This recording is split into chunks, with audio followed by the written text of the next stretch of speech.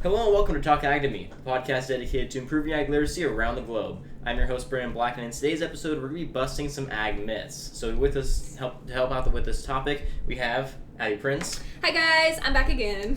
And Evan Garcia. Hey, what's up, everyone? Good to have the gang back together. So I know, it's been a while. It has been a while. Yep. So we asked a good portion of, we asked the whole My Job Depends on Ag community for suggestions to ag myths that they have heard from actual consumers about the ag industry. I mean, whether it be as simple as chocolate milk comes from brown cows or as complicated as, GMOs causing cancer. So it's a massive scope of different possible false information spread about the ag industry that usually causes consumers to be a little bit weary about how they buy their food and who they buy it from.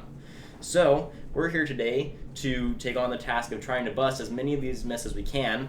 Now, granted, we may not get through all the ones on our list today, and if we can't, then we're just going to make a second episode at some point, hopefully soon, and we'll just release that as soon as we can. And as we're going through here, I'm going to try to shout out as many of the names as people who commented this stuff as I can. If I miss your comment, I apologize. Check out the next video, and we'll just kind of... Disclaimer, when he says the name, this is what they've heard from other consumers saying. Correct. This is not what they believe. Correct. So don't get angry at these people. They are telling me what they have heard. They're as angry about it as you are. I promise you. Just a slight disclaimer. It's okay. Because just in case somebody is misunderstanding of how this whole thing works.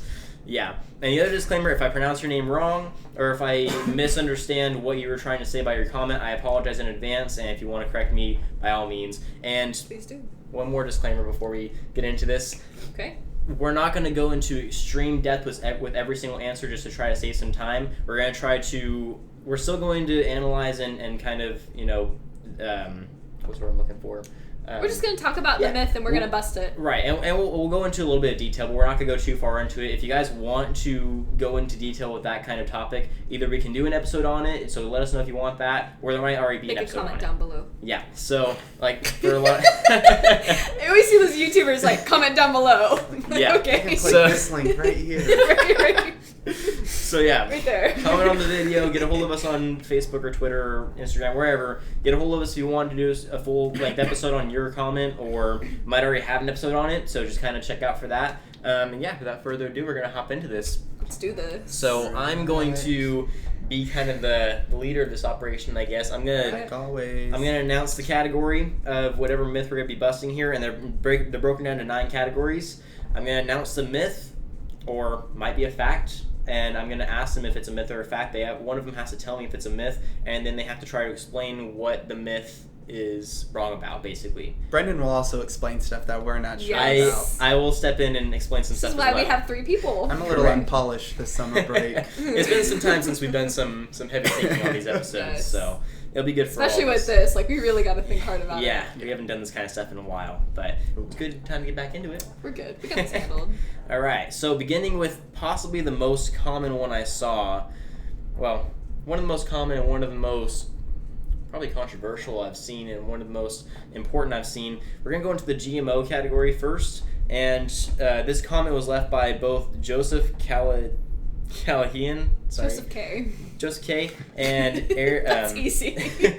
Eric Karen Kirsch, and both of them said that GMOs cause cancer or glyphosate, that's how you pronounce that, causes cancers, which are basically the same thing. So, myth or fact? Fat myth. All right. Fat myth. So... I'm sorry. I had to. Take it away. Go ahead. All right, so GMOs cannot cause cancer because if you're taking an organism like a crop or even a livestock animal and you're going in to genetically modify them, you're changing out a gene for something better, or you're taking out the bad gene and just leaving it as that. Usually you put something out like the positive gene back in, so then the animal is fine. But whatever the animal or crop produces has no effect on you because it's on a chromosomal DNA level and in that structure, and it can't adjust your DNA or your genes or your health. So, there's a really cool fact that I learned a long time ago that 92% of corn produced has been genetically modified. So there's a really good chance if you eat corn on a daily basis or even on a frequent basis, you have eaten something that's been genetically modified. Right. No, exactly. And Evan, did you have anything to add to that before we? Yeah, just some like piggyback facts off of the GMOs. GMOs have been around since around the 1990s, so almost 25 years, and you cannot find one study that links genetically modified organisms to the cause of cancer. Also, it takes about 7 to 10 years to get a genetically modified crop from inception to an actual tangible product. So there's a lot of research going into these things, and once they find something remotely that could cause any damage to the crop, to anybody working with the crop, or even to the consumer, they cut it, and it's then redone and takes 7 to 10 years again from the beginning to end. And also, I believe we were talking earlier, there's about only 10 crops that are actually genetically modified. So there's a lot of false labeled crops saying this is not genetically modified when there is not even yet a genetically modified version of that crop. So exactly. Yeah. And just right before we move on, I've actually heard where the study came from, and it said the same thing about autism, that GMOs can cause autism. And to Abby's point, anything you eat is going to have some kind of genetic code in it. That genetic code can't seep its way through your stomach into your genetic code. There's no evidence of that whatsoever. It's not physically possible. Right. So there's little to suggest that there's anything that can alter your genes besides what you're born with, or with something else that has altered genes. Correct. So so that's kind of wrapping it up for, and we'll move on to other GMO stuff later on, but that's kind of it for the whole GMO causes cancer myth. So myth busted. I like that. We need an actual buzzer. We need it, right? Like a Family Feud. We should have gotten a buzzer. We'll get one for the next episode. Next investment. All right, let's go to water. So, Steve Malanka, as all of you know, one of the co-founders of My Job Depends on Ag, was really stressing that he wanted us to go over the possible fact, and see if you guys can pick this one apart, that agriculture uses 80% of all the water in California. A lot of water. Okay, so I'll take this one. All right. My professor at Cal Poly really explained this well. That finally made me understand it. So here it is. The water in California is divided by a 50-40-10. So that is 50% goes to environmental, 40% goes to agriculture, and 10% goes to urban use.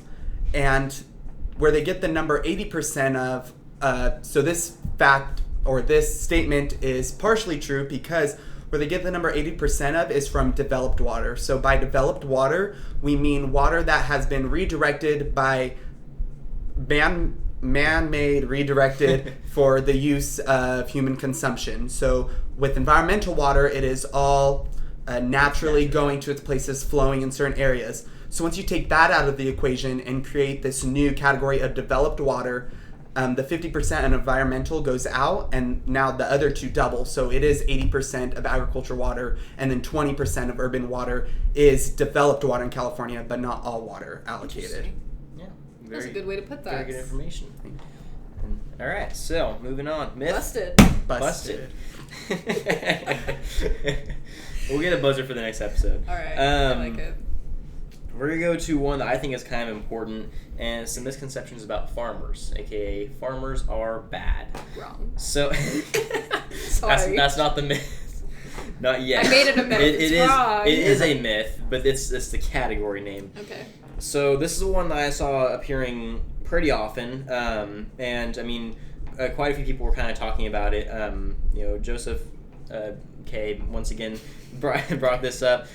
Chris Azevedo, Clint Crawford. I mean, a lot of these people were kind of talking about this stuff. That farmers are perceived as ill-educated. They're kind of backwards. They're separated from society, kind of. Wow. That they don't have the same I don't know how you put it. Basically, that they are not like the supposed city slickers that they refer to everyone as. So on the topic of farmers being intelligent or unintelligent, myth or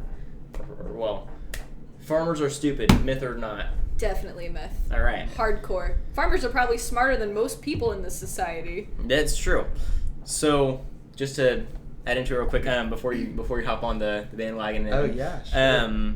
Donna Green actually also had a comment on this that said there's a common misconception that farmers/ranchers are uneducated. In reality, many have graduate degrees in business or science. Yes. So, Evan, did you want to add something onto that? What was that last part? I didn't. It said there's a common misconception that farmers and ranchers are uneducated. In reality, many have graduate degrees in business or science. Yeah. There are many business and science farmers. I can see where people may perceive that farmers are uneducated because there are a lot of older farmers that did not go through formal education in college, but it's more of like a trade. Right. It's a trade that you learn as they grow up. A lot of these older farmers have done this their whole life. Their parents did it. So it's something they've learned. It's something they've grown up doing. And if they themselves haven't gone through the education, there are many advisors, many nutritionists, many people who create their machines, use their machines, create the feed they use, help them integrate their feed. All of those people have gone through college. All of the nutritionists, all of the mechanics, all of the vets. So if the farmer themselves doesn't have that well-rounded knowledge, they have all of these inputs that they always get advice from and direction from, because one farmer does not do all of those different things. They need someone to help them, even though they are very well versatile. They might not need a mechanic for everything like some people do. They might not need a nutritionist for everything, but they do use all of those inputs as much as they can so that they produce the best quality crops and meat and so forth for human consumption. Yeah, no, I agree completely. And farmers kind of get a bad rap for not going to college, not being educated, not having that kind of, as you were saying, having formal education. But they do have another kind of education that's a little bit more rare than we see today, and that's experience. Mm-hmm. You know, they Is learn. it also called common sense? Common sense as well. Well, just to toss that little tidbit in there. But farmers tend to learn by doing. It's, you know, as we learn how to do growing up as well. It's not something that they can learn out of a textbook. It's something you have to learn by trying it out, seeing if it works, seeing if it doesn't, you know, trial and error. And if it doesn't work, then they change their methods. If it does work, then great, they keep doing it that way. And that doesn't make them ill-educated. It definitely doesn't make them backwards or non-civilized. It just means that they have a different way of thinking about the world than everyone else. And I'd like to go back to a common quote that I've used in several of my speeches and that we've heard our advisors and mentors say forever, and it's that farmers are the best biologists, environmentalists, mathematicians, strategists. I mean, they have the mind to do things that even top scientists don't even know how to do, because scientists are trying to do it on a textbook level, and farmers are doing it in a way that their livelihoods depend on it. So they have to know how it works. They are masters of the weather, they're masters of biology, they're masters of things that we couldn't even comprehend in a lot of ways. Well, and I kind of want to go off of that a little bit. I was thinking, as both of you were speaking, that most people just have a day job, they go, they work, they get a paycheck at the end of the week or at the end of 2 weeks or whatever, and they go home and they feed their families and they make sure that the mortgage is paid, and that's you make sure your bills are paid and your family's fed, and that's just what it is. The farmer has so much more than that. I mean, they have to feed not only themselves and their families, but everyone else's families as well. Yep.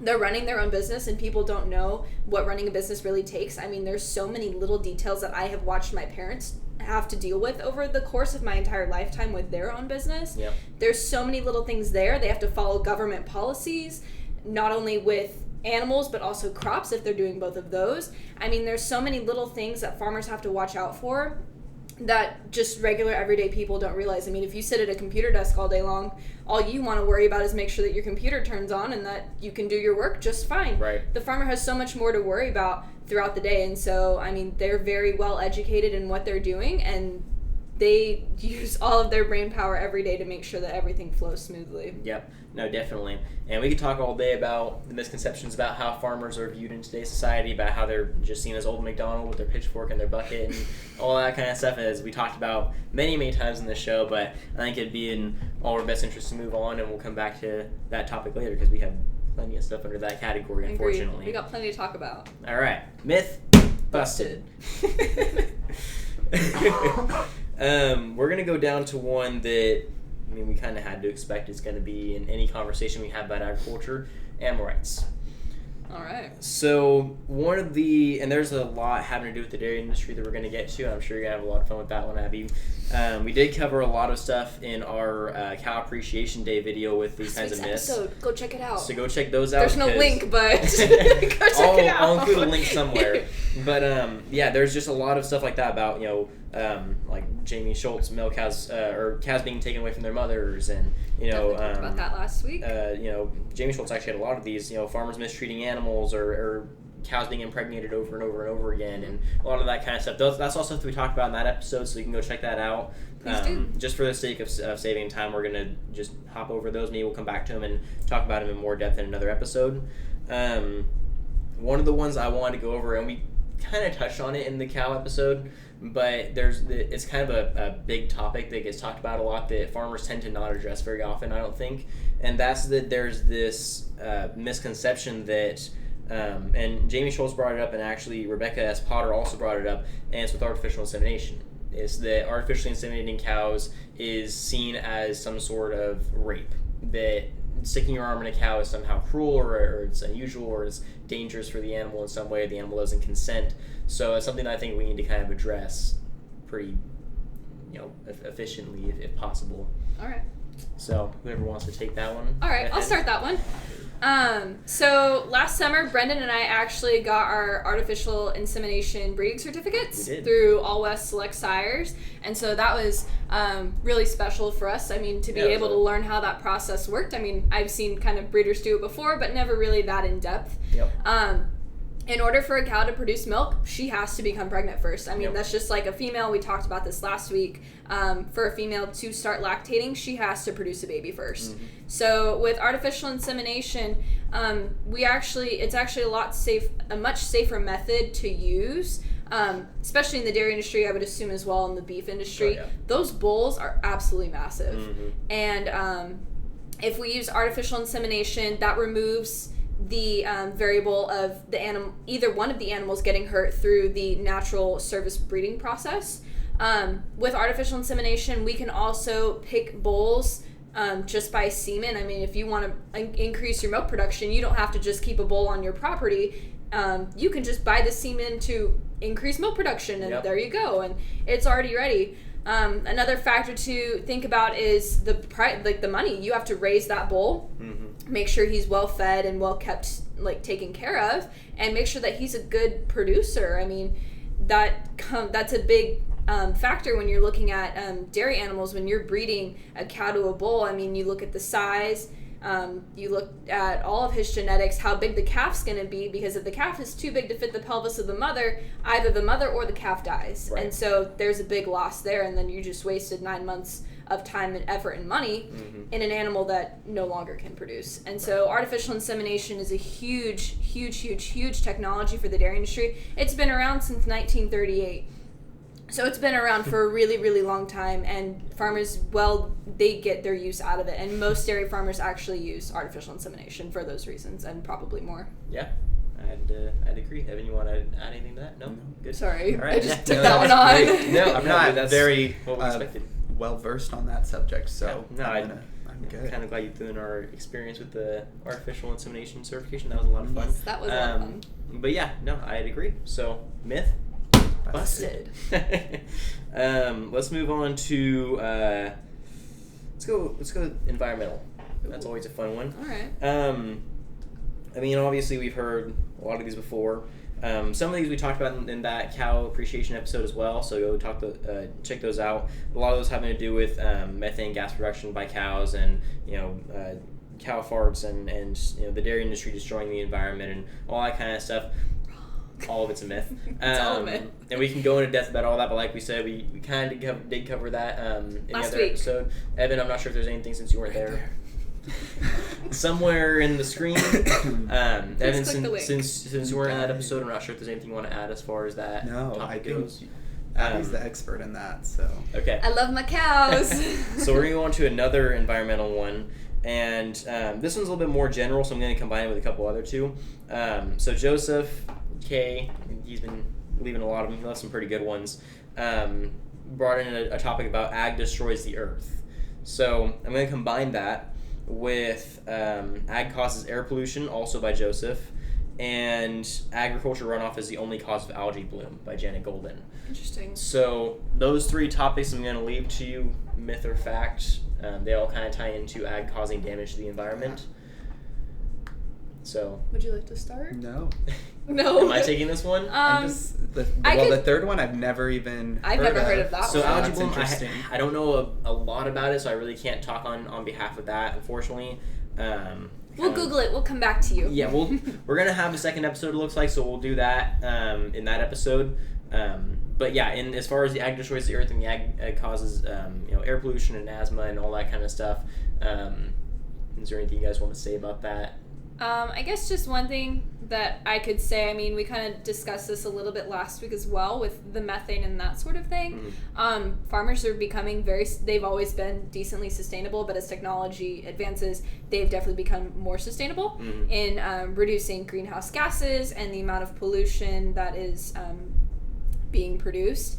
With just ag destroying the earth in general, I think that is a very big myth that definitely needs to be busted. I think that urban development is probably one of the biggest causes of that. Yep. Because you take out farmland and you put houses up, and people produce, I would assume, a lot more pollution than a dairy farm or just any regular operation would. So that's kind of like all I have to off say of that. about that. That's like one of those. Could be common sense thing. Depends how much you've been fortunate enough to see. So in my experience, I live here in Central Valley, lots of agriculture. I've been to an island in the middle of the Atlantic Ocean, Portuguese island, where my grandparents are from, and there's a lot of agriculture there, and it's beautiful to walk around. The air is clean. It's just such a nice, clean place. And then I've been to places like New York, where there's all buildings, no agriculture. Right. And it's gross and it smells bad. And it's just like... It's cars and concrete. It's not a great area. The air's not fresh. Right. And over here, I smell fresh air. Mm-hmm. It's just that kind of disconnect with people believing that agriculture is just harming our air when it really isn't. Yeah, no, absolutely. And to piggyback on top of that, there's actually a little bit of an addition to Joseph's comment that I want to address, and I was actually going to go this direction anyway, so I'm kind of glad that he addressed it. He says, we actually create massive quantities of oxygen and prevent soil erosion. And so what he means by this, and I actually had a professor of mine explain this to me during my first semester at COS, and he explained that it doesn't make much sense to say that ag is harming the environment and is causing all this air pollution when we're producing more trees than anybody else in the world, and therefore we're producing more oxygen than anyone else in the world. Because makes sense. it's kind of the how photosynthesis works. We're producing oxygen by producing more plants. And so along those same lines, as far as the soil erosion prevention goes, cover crops are a massive utility in the ag industry, especially now. And a lot of people don't even know what cover crops are. They'll see massive fields that are in between planting stages, and they'll just be covered in weeds, and people think that they just haven't gotten rid of all the weeds out of their field in a while, when really they have those cover crops there to try to bring in nitrogen from the air and replant it into the soil, to try to prevent soil erosion, to try to encapsulate the environment that was originally there before we touched the land. And that's the entire purpose of agriculture. We grow off the land, and then we return everything that we took back from it. And so that was kind of just that's a good one. I liked that. So that's environmental for now. I think we have a couple others. We'll get to that in a second. Let's go over to the category I've called added stuff. Miscellaneous? Well, I was gonna have miscellaneous. Added stuff has to do with chemicals, hormones, and antibiotics. Gotcha. So things that you add to products. So, man, this is all you, Evan. This is all you, man. So I'm gonna throw you a little bit of a softball here, Evan. Animals are pumped full of hormones and antibiotics by Jamie Schultz. False or true? Very good. So credit to my friend who I'm stealing this from her speech. She put it very well nicely in one sentence about specifically antibiotics. It is illegal in the United States to raise poultry or pork with the use of antibiotics. Therefore, no poultry or pork you eat or buy that is produced in the United States has antibiotics. Whether it says no antibiotics used or whether it says nothing, there are no antibiotics. So it is really a false label when people are labeling that there is no antibiotics. That's one of those things, like we said earlier, where there is no GMO crop of that variety. Yes. There is no pork or poultry that has antibiotics. So the label is just kind of a price bump for the producers in order to It's a fear-mongering label. Fear-based marketing label It is. that raises their prices because the consumers will bite it, and it's not true. Yeah. Well, Very good. it is true that It's there is not- no antibiotics in there. It is, yes, It's- it is true. It's causing misconceptions about Yes. other products that don't have that And label that's the Yes. problem with it. And that's the problem. They So it's make not- their products seem superior to other Right. products when Some- in reality they are exactly the same. I mean, maybe not exactly. They're very Some could be similar, grown yeah. with better quality, Yeah. but It's not that they're not lying, antibiotics or they're not anything telling that'll the whole harm you. truth. They're not telling the whole. I like Yes. They're stretching the truth. Stretching the truth. It's Oh, like in- yes. it's like in that. SpongeBob. That was good. Very good. There's SpongeBob. probably another one on there, Stretching the Truth, that I used an analogy of one time. If we get to it, I'll let you have it. So along those same lines, just because I probably should have combined these, Rebecca S. Potter also said all livestock are filled with hormones and steroids. Along the same lines, very, very rarely is that even legal anymore I don't think it is. for livestock to be injected with growth hormones or steroids of any kind.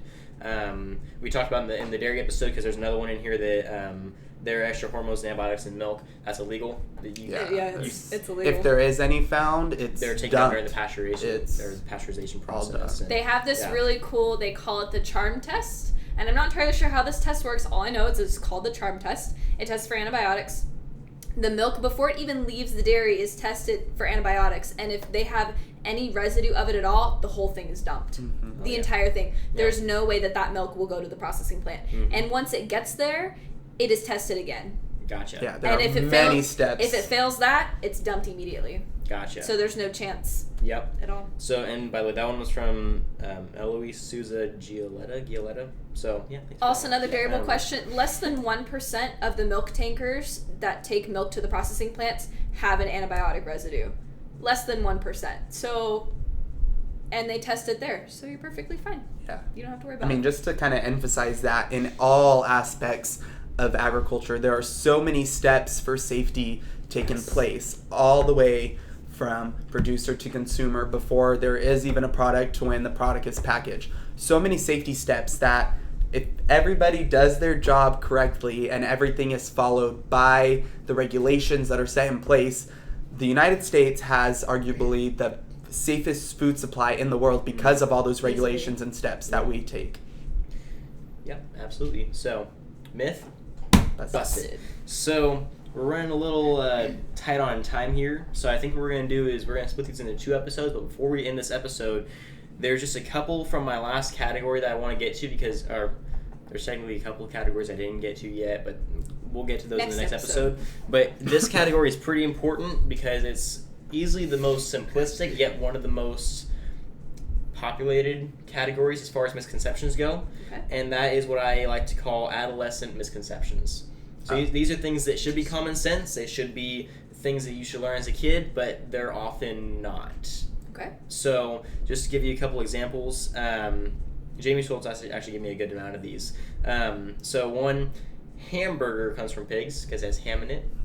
That's fun. That's kind of funny, though. It could be a pork burger. Right. Yeah, pork. I've never had one of those. A literal hamburger. Do you ever put ham in a burger bun? I've never done that. Am I Neither going to have have to try I, that? But that would be a hamburger. Okay, we're all going to have to try that now.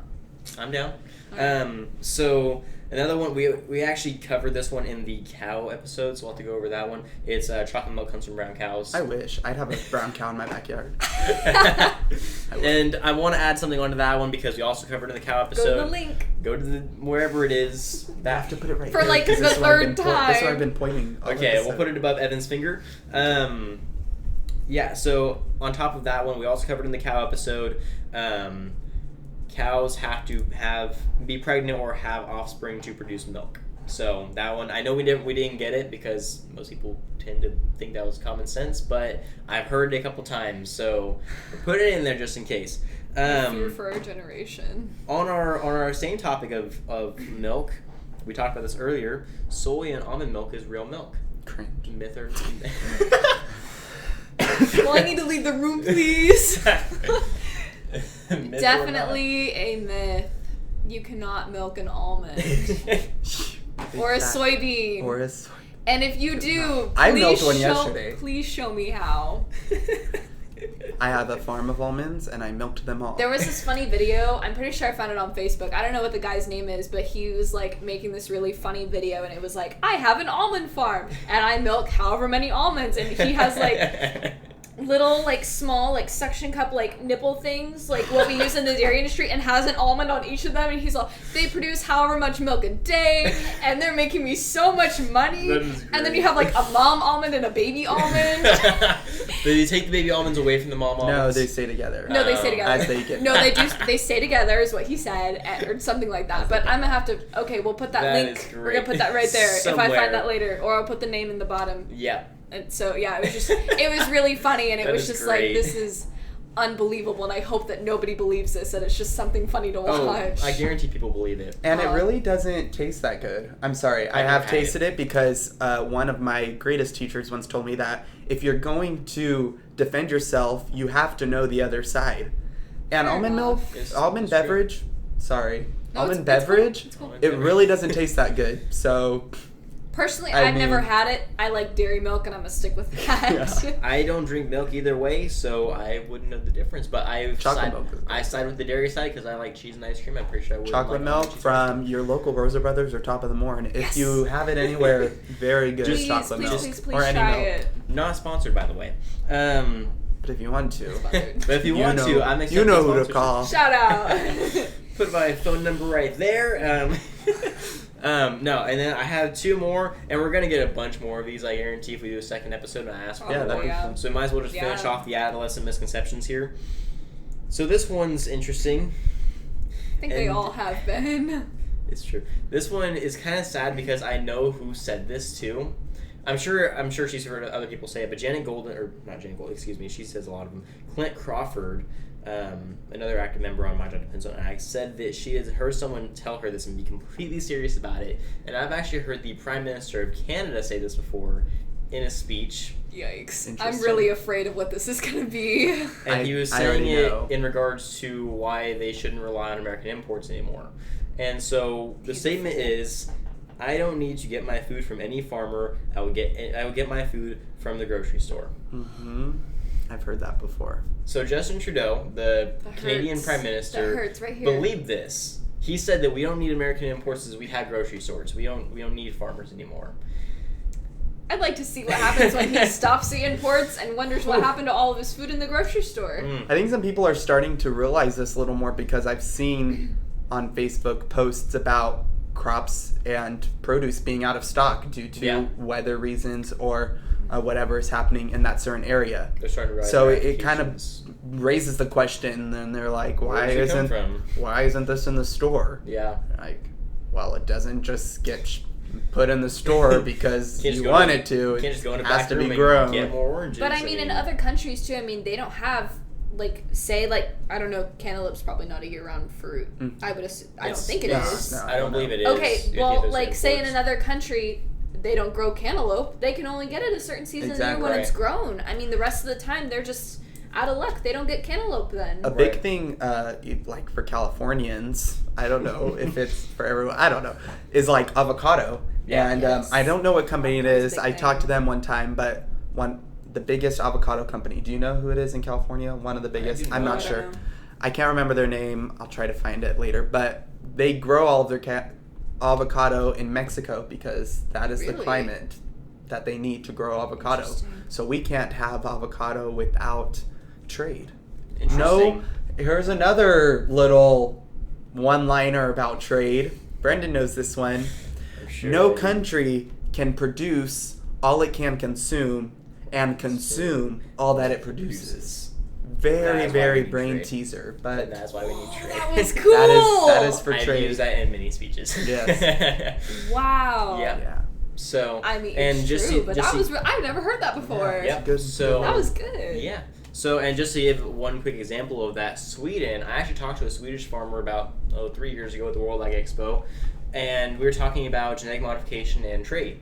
And he was explaining to me that in a lot of European countries, which I had known a little bit about this at the time, but I didn't know how bad it was, the GMOs are all but banned. They're so regulated and they're so outlawed and they're so just opposed by consumers that they might as well ban them. And some countries they are banned. And in Sweden particularly, but in a few other countries, they've experienced the same issue. They are relying almost 100% on imports because they can't grow their own food anymore because genetic modification. Mm-hmm. They can't survive harsh weather conditions. They can't adapt to the ever-growing population. They can't adapt to their markets changing. They can't grow food at the same rate that we can because they just can't use our resources. Mm-hmm. You know, they can't genetically modify. They can't use a lot of ag technology. They can't use a lot of ways that we use to produce our food so efficiently. And so they're almost 100% reliant on imports. Mm-hmm. And if that happens, then they're a slave to whatever country that they get their food from. Yeah. So just a little side note I just thought about that. But I'd say we wrap up with one more, because this is kind of a big one. It got repeated several times throughout the comments. Yeah. I'm going to combine it with another one that I think Abby would be more than happy to talk about here. Ooh, okay. So the one that I'm ready. going to have Abby talk about is by Gladwin Guns and Ammo, and I think her name was Blair, from what I learned. She didn't have her name on the comment, but somebody said good comment, Blair, so I'm going to assume her name is Blair. And so that one is I'm going to combine it with. Hang on, let me find it. That one is part of the adolescent misconceptions. I'm going to combine it with a farmers are bad comment, which I should have had those in the same category, but I didn't. And that's that. So Chris Azevedo, Clint Crawford, and there was another one I saw, Susan Markarian. All said the same thing, that farmers are rich, that they receive subsidies, that they have like all these fancy toys and technology, and that they can afford to do whatever they want with their operations. And the one I was going to have you answer is that farmers are not primarily, but that farmers are males, that there are no female farmers. So, all right. Well, before you tackle female farmers, I know you do that very well. I just want to say a little something. Just imagine male if rich farmers were rich, I'd be loaded. I wish farmers were rich, because then I could be like going all these places, driving like a Range Rover or something, but right. It doesn't work like that. So, and also about the subsidies, if there were someone to be receiving subsidies, it should be farmers who grow food for everyone else to consume. Seriously. But a good portion of farmers don't receive any subsidies at all. Correct. Even if they ask for them, they just don't. So, yeah, the whole farmers are rich, and the farmers have super expensive toys and all, and they're stealing money from their consumers. They can hardly afford to keep food on their table, let alone. The thing with farmers, and I've heard this before, retail companies they buy wholesale, they sell retail. Right. Farmers. Yes, I know where you're going. I've heard this before too. Farmers sell retail at a wholesale price. Correct. And so yeah, they farmers are the only business that buys at retail and sales at wholesale. That's what it is. Everything else, they buy the retail price and they sell everything. And farmers, they say have all this expensive, nice stuff. I mean, I don't know what kind of farmers they know. The farmers I know, they're pretty cheap. Like if they do have a nice piece of equipment, that piece of equipment's gonna last a long time. If it breaks, they're gonna fix it. They're not gonna go up on a silver platter. Yeah. Some of them, they don't need an extra pull behind whatever plow fancy thing you want. They're gonna make something themselves. Yeah, it will a lot go of their any equipment route. is way outdated because they can't afford to get new equipment all the time. It's just they have to make such smart financial decisions in case something goes wrong with the economy or something goes wrong with the weather or something goes wrong. They have to watch animal prices, feed prices, crop prices, equipment prices. Like steel price went up. I mean, my family's definitely been hit by that with our business because other dairymen have been hit with milk prices going down, feed prices are up, steel prices are up, so that means their equipment is more expensive, but they're not making as much money, so then we don't make as much money, and then, I mean, everybody gets affected. When one thing goes wrong, like if milk prices go down and everything else stayed the same, everybody's affected by it. Right. So kind of the misconception that I was trying to illustrate here, and we hit it pretty hard, is that there's two major views of farmers in today's society. Either you got Old MacDonald with his, super outdated, he's in his overalls, his pitchfork, and his wheelbarrow, and he's just milking his cow with one little bucket, and and he's uneducated, just kind of a bumpkin off on his own, like not doing anything, and people don't realize that he's producing all their food.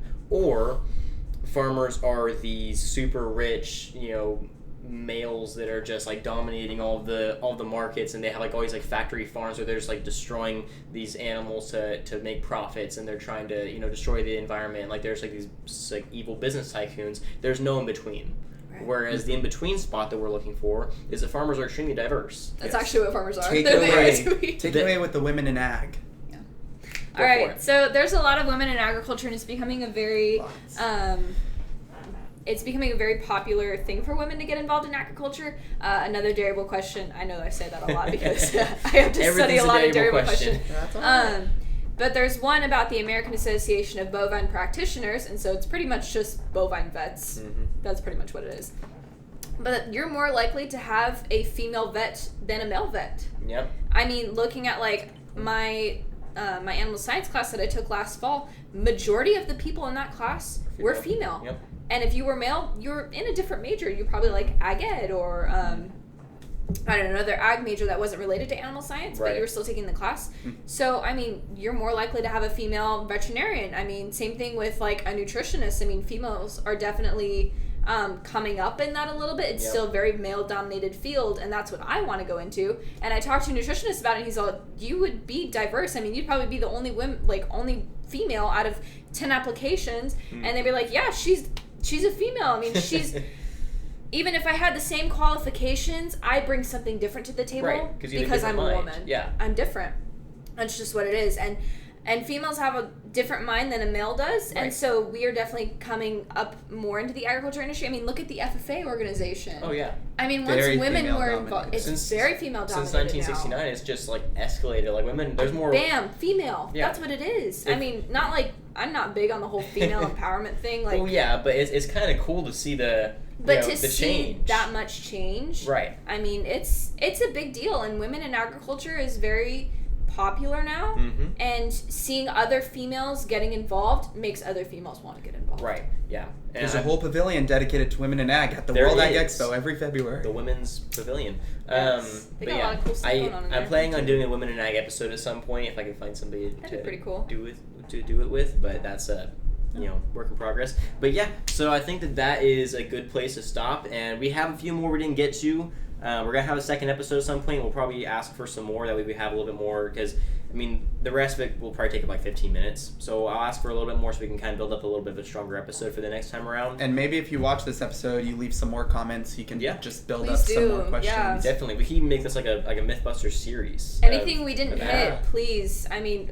we didn't get to a lot of stuff today, but if there was something you didn't hear and actually want us to talk about, please leave it down below in the comments. We really appreciate it. Yeah, and like we said earlier, if there's anything you want us to elaborate on more, ask us and we'll do a full-on episode on it. I mean, or maybe we already have. Just Ask your non-ag friends. Yeah, for sure. Ask consumers. Ask your go to the family grocery members. store. What do you think about that? If you're sitting around the dinner table, say, "Hey, did you know that this corn is probably GMO?" And then see how your parents respond, and just if they throw you out of the house, and come tell us, and we can't put you back in the house. We We'll can't. tell them what's up. You can stay with us. You can drink chocolate milk from my brown cow at back. And you can help me milk my almonds in the morning. Yes, but yeah. So, anyways, in my coveralls with my pitchfork that I never let out of my hand. well, at the same time, you're extremely rich and torturing your cows by raping them. It's all it's gonna be a fun day. It's a great day. So yeah, so we're gonna wrap it up there for now. We'll have our part 2 coming out hopefully next week. If not, the following week, just kind of depends. But yeah, so thank all of you for inputting all of your suggestions and myths that you've heard. I hope that we covered them in pretty good depth, and I hope that we kind of elaborated well enough so you guys understood what we meant. And if you guys have anything else you want to add on to that? No, I don't think so. That was awesome. Thank you for the great myths. Yes. Yeah, no, it was a lot of fun. Busted. So, It says you're doing So yeah, I'd like to thank all of you so much for tuning in, for all your contributions. Hope to see you in the next one. And don't forget, if you ate today, thank a farmer. Bye.